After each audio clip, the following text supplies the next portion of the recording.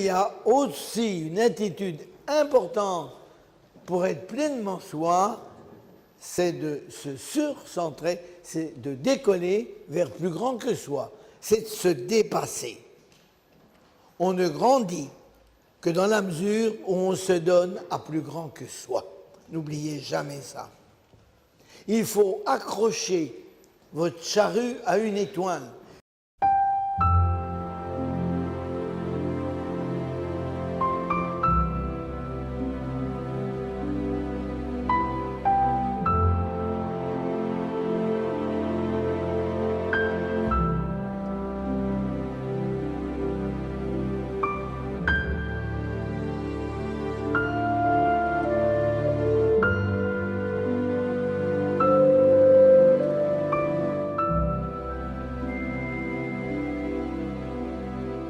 Si vous n'avez pas dans votre vie un but un petit peu élevé qui vous invite à vous dépasser, eh bien vous aurez des vies ternes et vous aurez l'impression justement que votre vie n'a pas été pleine.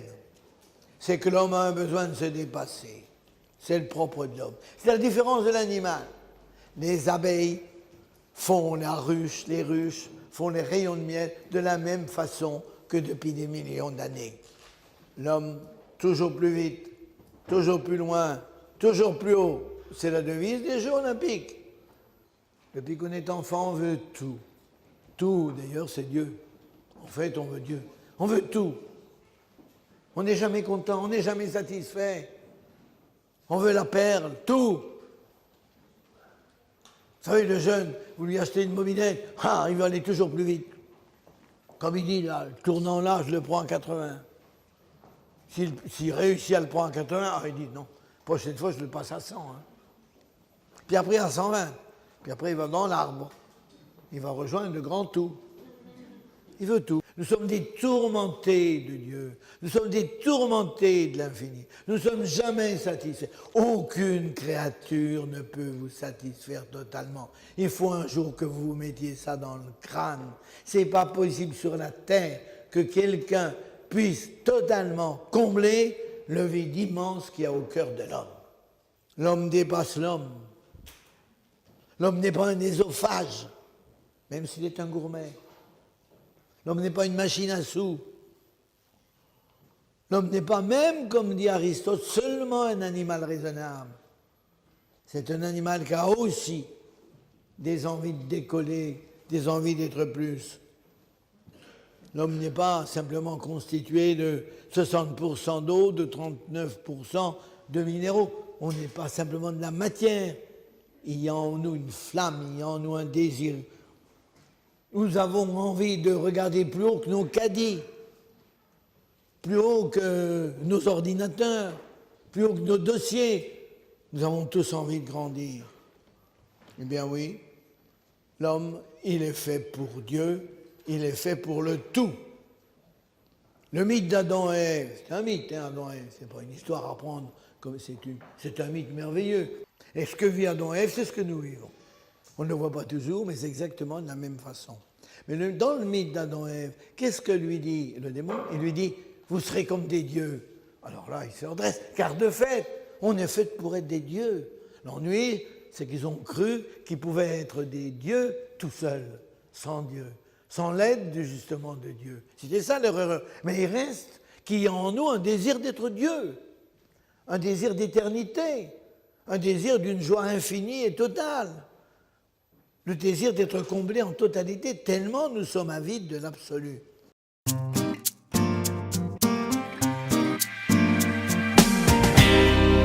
Comment nous allons essayer d'arriver à cette troisième dimension, se dépasser. Si un jour vous vous mariez, sachez qu'on ne se marie pas pour s'installer. On ne se marie pas pour être peinard. Bien peinard dans un coin.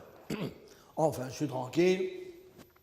J'aurai une femme qui servira d'infirmière quand je vieillirai. J'aurai des enfants qui m'aideront sur mes vieux jours. Non. Le mariage lui-même, tout doit être animé d'un souffle pour se dépasser. Comme on comprend qu'il y a une race, une race a des fonctions, un fonctions, et des profonds, et des profonds, et des fonctions,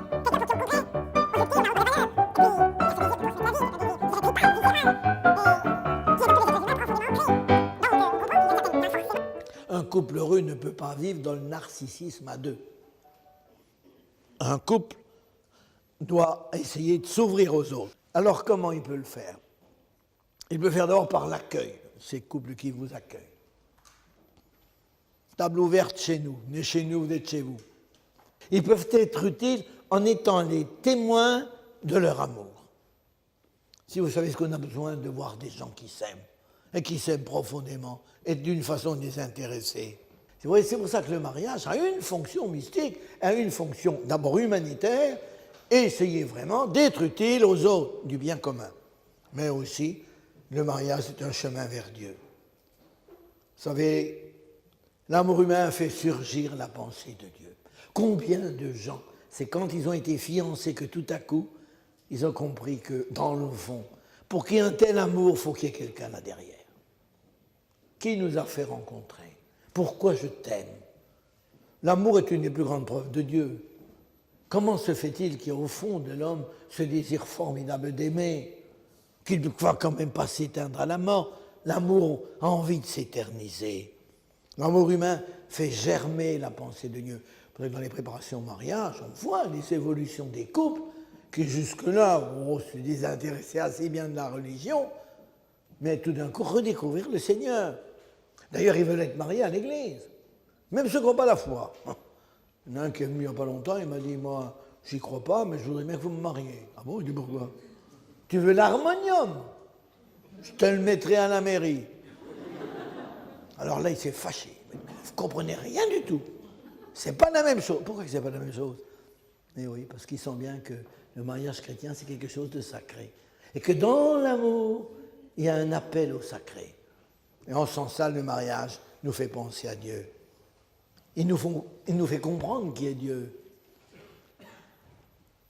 J'ai été hanté toute ma vie, vous entendez, par cette idée, par cette phrase de la Bible, homme et femme, il les fit à son image. Je me suis dit, moi qui crois en Dieu, et qui voudrais que les autres partagent ma foi, qui cherche comment les amener à la foi en catéchèse, mais je suis un idiot. J'ai le moyen le plus formidable, c'est le couple. Je vais expliquer l'image et on va comprendre le modèle, non?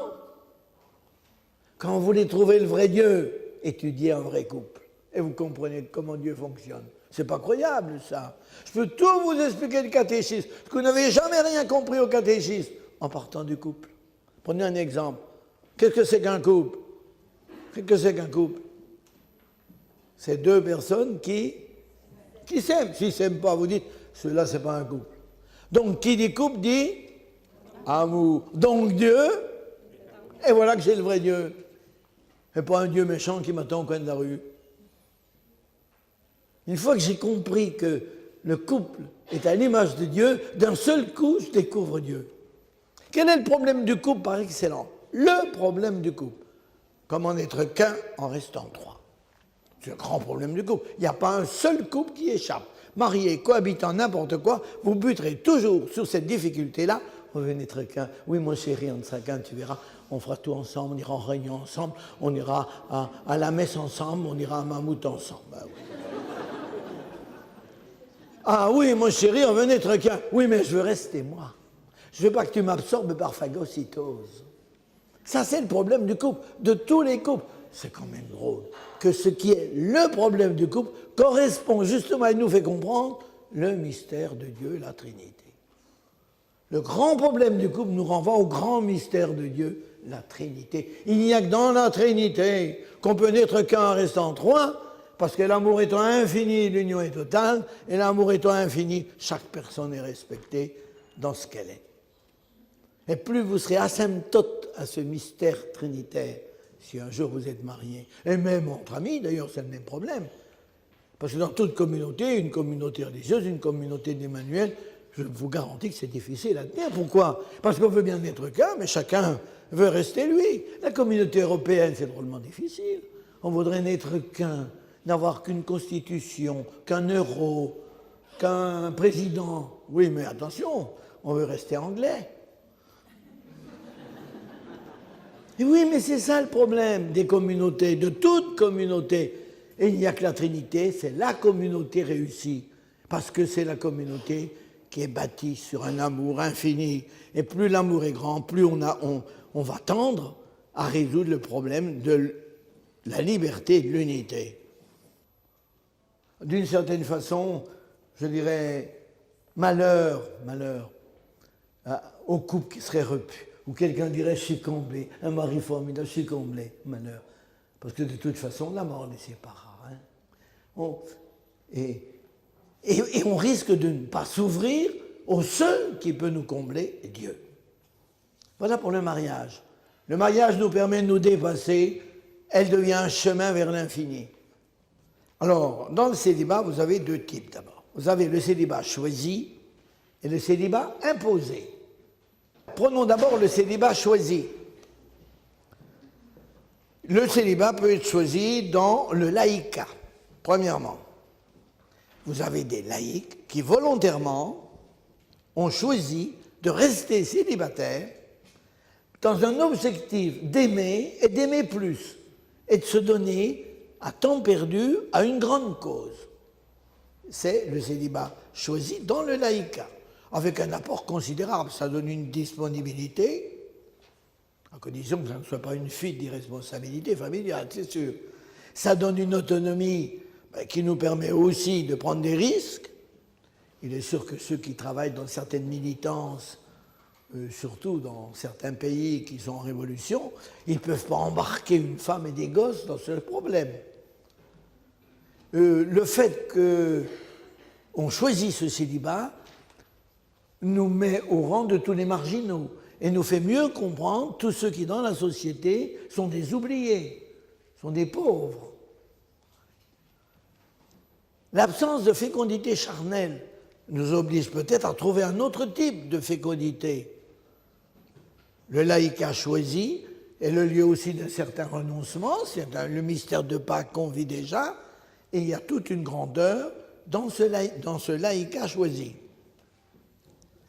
Je vous fais remarquer aussi que ce laïcat choisi peut devenir donc utile dans l'humanitaire, mais il peut être choisi aussi au point de vue religieux, où on peut, en tant que laïc, se consacrer entre les mains de l'évêque et dire à partir de mes temps, je veux déjà commencer les noces éternelles, accepter d'être l'époux, l'épouse du Seigneur et ne vivre que pour le Christ, etc.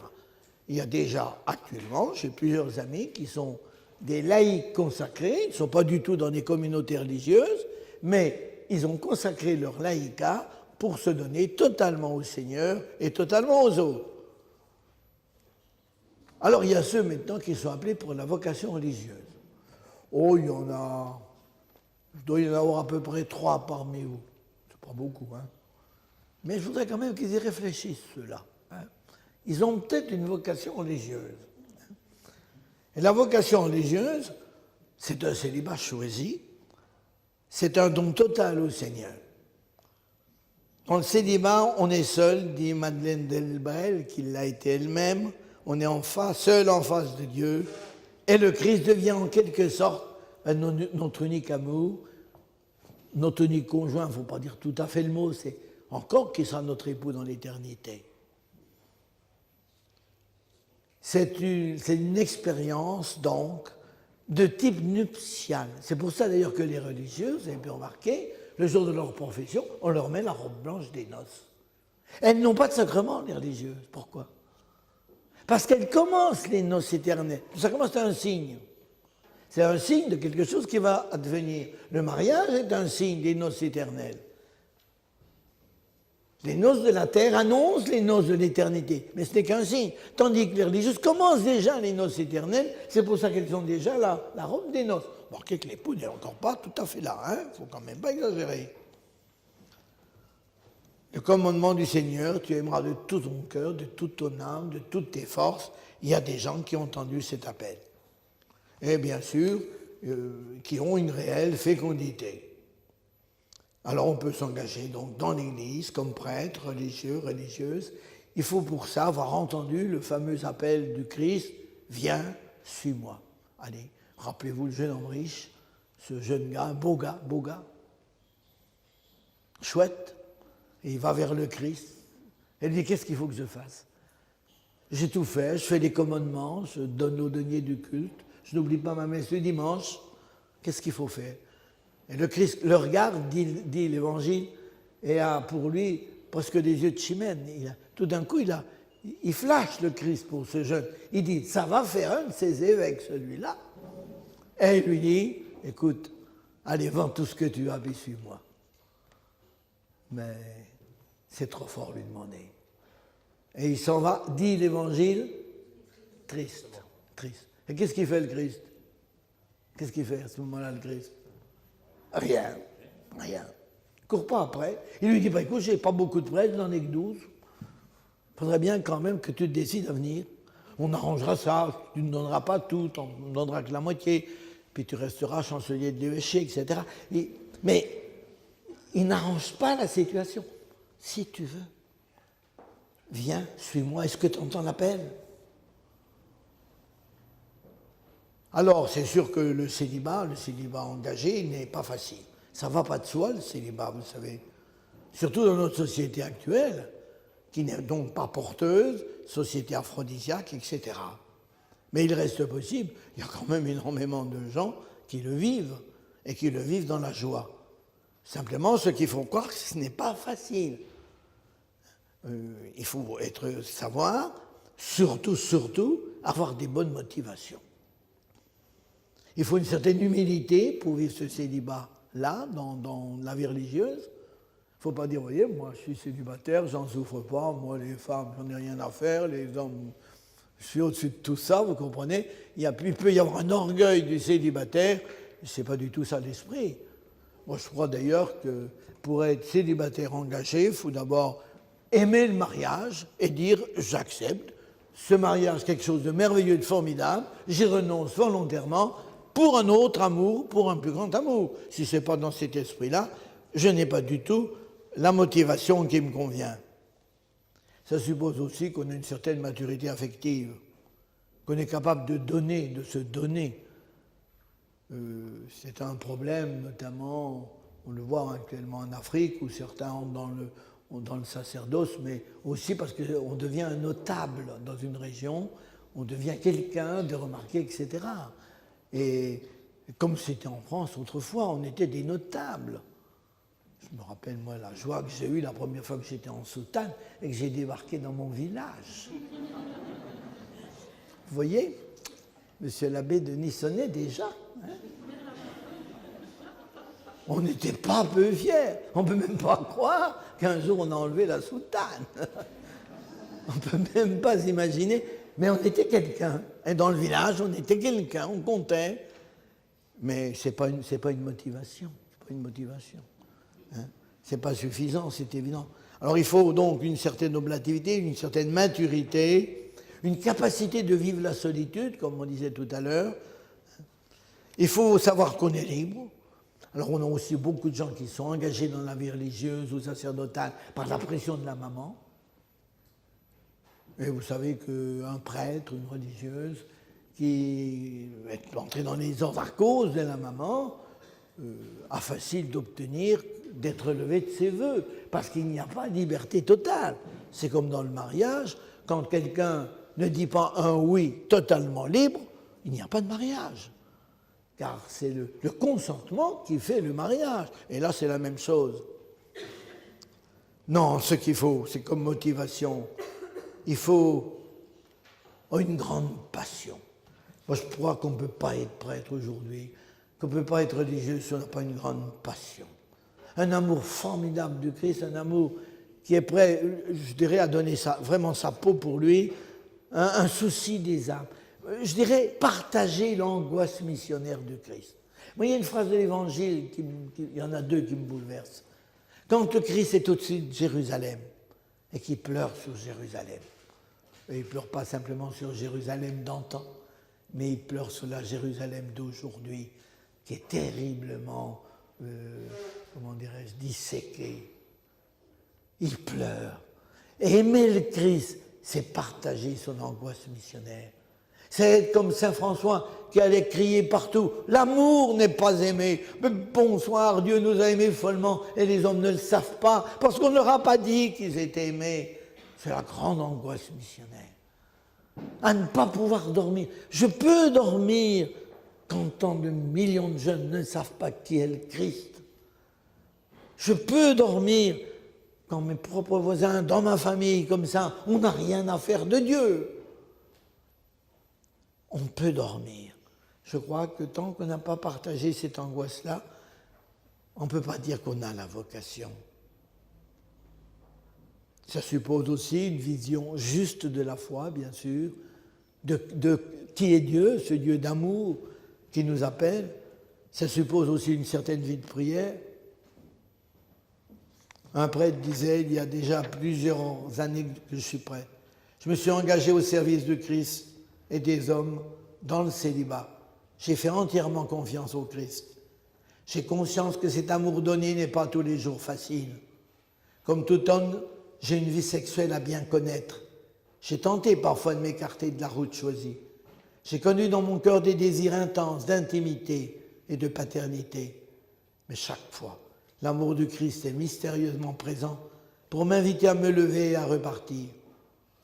Sans un amour fou du Christ, sans l'amitié partagée dans la vérité, je ne pourrais pas continuer ce travail qui m'a été confié. C'est au long de ce chemin rocailleux qu'il m'est donné la joie d'aimer. Je prends appui sur la solidité même de Dieu. Alors, à quoi voit-on qu'on a la vocation? Non. D'abord, il y a un appel. C'est quelque chose de très fort. Je ne sais pas si on se rend compte. Enfin, moi, je l'ai connu, je vous dis, j'avais 6 ans.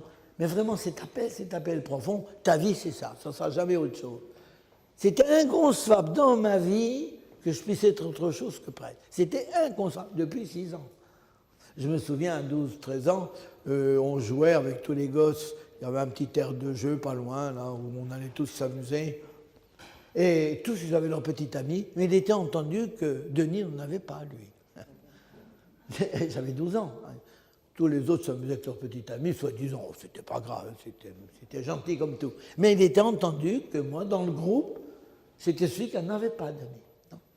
Et c'est très drôle déjà. Il y a un appel en vous qui est très profond. Mais être appelé par Dieu ne signifie pas qu'on a la vocation.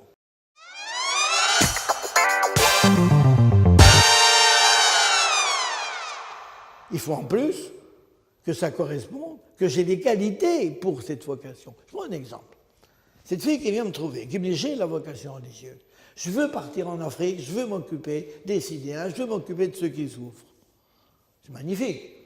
L'appel est extraordinaire. Oui, mais elle n'a pas de santé, donc elle n'a pas la vocation de partir en Afrique. C'est pas vrai. Si Dieu l'appelle, il y a les qualités correspondantes. Autrement, ça n'a pas de sens. Ça, c'est évident. Alors donc, ce qui suppose des belles motivations, qu'on n'est pas un refoulé au point de vue de la sexualité, hein, c'est sûr, qu'on ne fait pas non plus pour l'argent, c'est évident. Je vais raconter une chose. J'étais en Lituanie il y a 3 ans. Et l'évêque de Lituanie m'a dit, tu vas parler aux séminaristes, il parle très bien français, mieux que moi. Il m'a dit, tu vas parler aux séminaristes, je te demande une chose, arrange-toi pour qu'il y en ait qui quittent le séminaire. Il dit, pourquoi? Eh bien, il me dit, parce qu'on a beaucoup qui sont entrés là-dedans pour faire profession, pour faire carrière, pour gagner de l'argent. Parce que dans un pays relativement pauvre, les prêtres sont relativement riches par rapport aux autres, parce qu'il y a tellement de monde aux offices que même s'ils mettent que quelques piécettes, ça fait quand même des quantités. Moi, j'ai vu des messes du matin en Lituanie, mais dans la semaine, où il y avait 300 personnes. Messe de la semaine. C'est pas en France. Il faut des motivations. Voilà, pourquoi je veux être prêtre? Bon. Mais en fait, la véritable raison que le Christ a demandé dans l'Évangile, c'est le célibat pour le royaume. C'est ça la fonction du célibat. C'est pour annoncer le royaume qui vient. D'ailleurs, le Christ ne s'est pas marié. Hein. Je vous en supplie. Jamais le Christ n'a épousé Marie-Madeleine. Vous avez compris. Et les romanciers, moi, ils ont l'art de me taper sur les nerfs. Hein, qu'ils inventent n'importe quoi, mais ça, je ne le tolère pas. Parce que le Christ, il a les bras en croix. Ça veut dire qu'il a épousé le monde, toute l'humanité. Ses bras ne se sont pas refermés sur une personne qui a été choisie. Ses bras sont restés ouverts pour être l'époux du monde entier. Alors arrêtez. Et pourquoi le Christ a demandé qu'il y ait des célibataires à une époque, je le répète, où le mariage était la perle, puisqu'on pouvait avoir le Messie parmi ses descendants, je vous l'ai expliqué. Pourquoi il a demandé qu'il y ait des célibataires? Il dit, je voudrais qu'il y ait parmi les chrétiens quelques fous qui acceptent de renoncer à ce mariage merveilleux pour faire comprendre aux autres que la vie présente est les deux passages et que l'essentiel, c'est pas le mariage, c'est le royaume qui vient. C'est le royaume de demain. C'est les noces éternelles où nous rencontrerons l'époux parfait. Et pour annoncer ce royaume, il faut qu'il y ait des signes avant-coureurs, des témoins, des pires témoins qui disent « Voyez ce que vous voyez, ça va passer ». Qu'est-ce qu'il dit Saint Paul? Le monde que vous regardez, il va passer. Vous savez, Notre-Dame de Paris, un jour, sera en ruine. La Tour Eiffel, un jour, elle va disparaître. Peut-être plus vite qu'on le croit, hein. Il suffirait qu'un petit terroriste, mais même sans ça,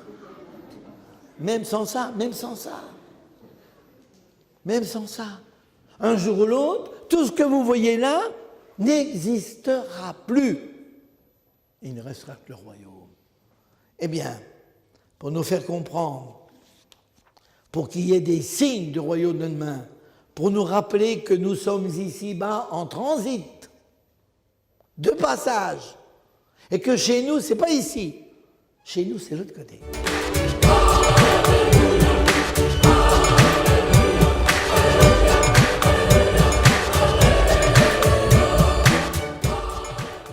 Avec les gens, quand ils viennent au monde, c'est incroyable l'histoire humaine. On est dans le sein de notre mère, bon, tranquille, logé. Puis on nous fait sortir, affreux. Bon. Alors on se réinstalle, on refait son utérus. On a notre petite maison. Hein? On a même fini la clôture. Hein? Non, mais c'est vrai, vous pouvez venir chez nous, vous verrez, on est bien installés. Eh bien, mes chers amis, votre maison, votre nouvel utérus, un jour, il faudra le quitter les pieds devant. Parce que vous n'êtes qu'en transit, que ce n'est pas chez nous, ici-bas. Nous sommes momentanément sur Terre, car l'essentiel, c'est le royaume. Et pour nous rappeler que l'essentiel, c'est le royaume, il faut qu'il y ait des signes avant-coureurs, et il faut qu'il y ait donc des gens qui annoncent le royaume de demain. En plus, on est prêt donc pour annoncer le royaume de demain, on est religieux pour annoncer le royaume de demain, mais aussi, je dirais, pour le faire avancer, pour le servir.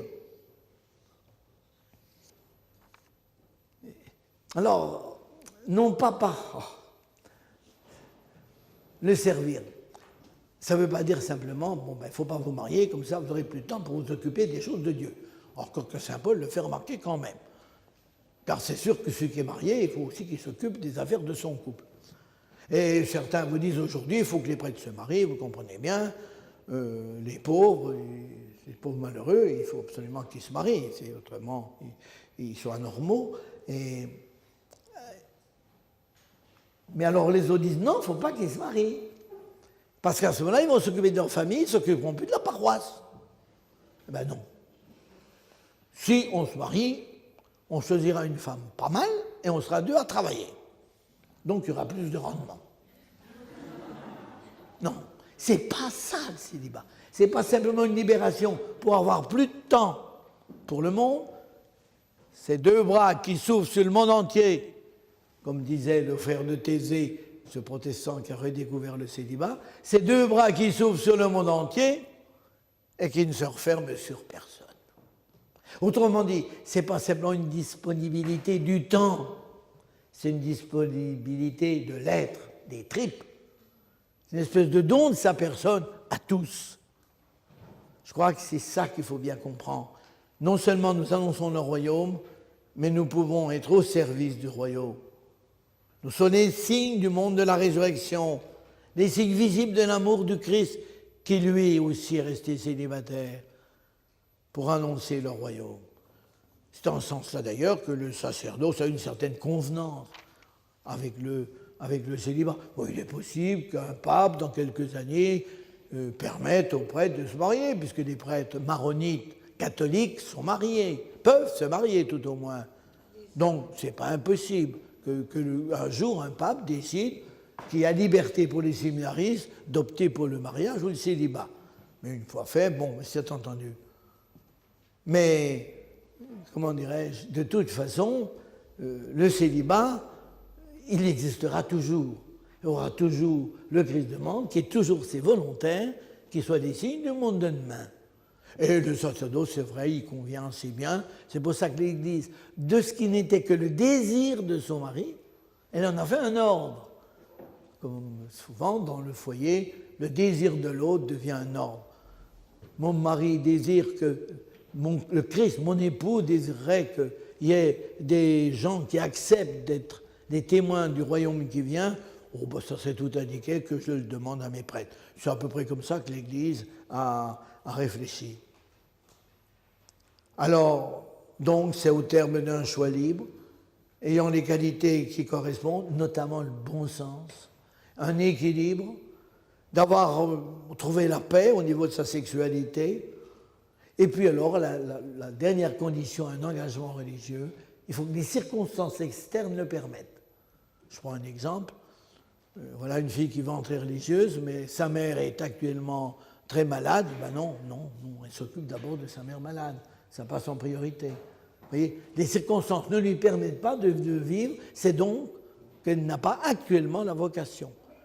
L'appel, des qualités correspondantes, absolument, une belle motivation, et alors des circonstances qui permettent de vivre ce célibat.